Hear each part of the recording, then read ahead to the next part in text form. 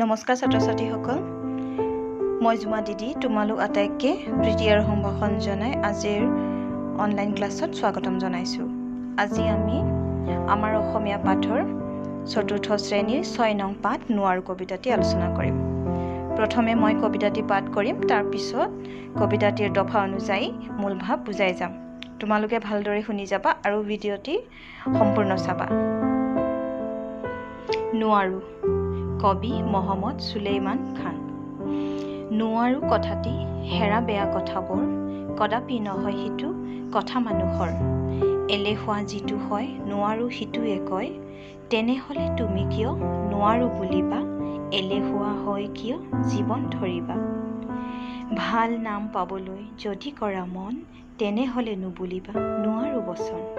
10 জনে পাৰে যিটো তুমিও পাৰিবা সিটো, হেন জানি হাস কৰি প্ৰাণ তাকি কৰা, একেবাৰে নোৱাৰিলে এশবাৰে কৰা। আহা এতিয়া আমি কবিতাটিৰ দফা অনুযায়ী মূল ভাৱটো বুজাই যাওঁ। কবিতাটিৰ প্ৰথম দফাত আছে, নোৱাৰো কথাটি হেৰা বেয়া কথাবোৰ, কদাপি নহয় সিটো কথা মানুহৰ।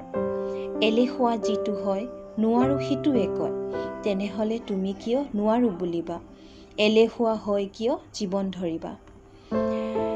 এই কবিতাটিৰ প্ৰথম দফাৰ জৰিয়তে কবি মহম্মদ সুলেইমান খানদেৱে ক'ব বিচাৰিছে যে নোৱাৰো বোলা এই শব্দটি মানুহৰ কথা নহয়, অৰ্থাৎ যিজন এলেহুৱা সেইজনে নোৱাৰো বুলি কয়। আমি যদি কোনো এটা কাম নোৱাৰো বুলি এৰি দিওঁ, তেন্তে সেই কাম আমি জীৱনত কেতিয়াও কৰিব নোৱাৰিম। সেয়ে আমি এলেহুৱা হৈ জীৱন নিৰ্বাহ কৰিব নালাগে। ভাল নাম পাবলৈ যদি কৰা মন, তেনেহ'লে নুবুলিবা নোৱাৰো বচন। 10 জনে পাৰে যিটো তুমিও পাৰিবা সিটো, হেন জানি হাস কৰি প্ৰাণ তাকি কৰা, একেবাৰে নোৱাৰিলে এশবাৰে কৰা। এই দফাটিত কবিয়ে আমাক ক'ব বিচাৰিছে যে আমি কোনোদিনে নোৱাৰো বুলি ক'ব নালাগে। যিকোনো কাম কৰিবলৈ আমি সদায় আগুৱাই যাব লাগে।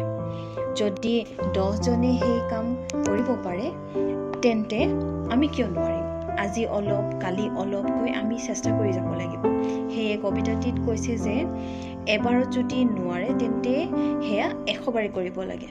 ছাত্ৰ ছাত্ৰীসকল, কবিতাটিৰ মূল ভাৱ এইখিনিয়ে। আশা কৰিছোঁ তোমালোক সকলোৱে বুজি পাইছা। আগন্তুক ভিডিঅ'ত মই এই পাঠটিৰ প্ৰশ্ন উত্তৰ আলোচনা কৰিম। আজি ৰাখিছোঁ, ধন্যবাদ।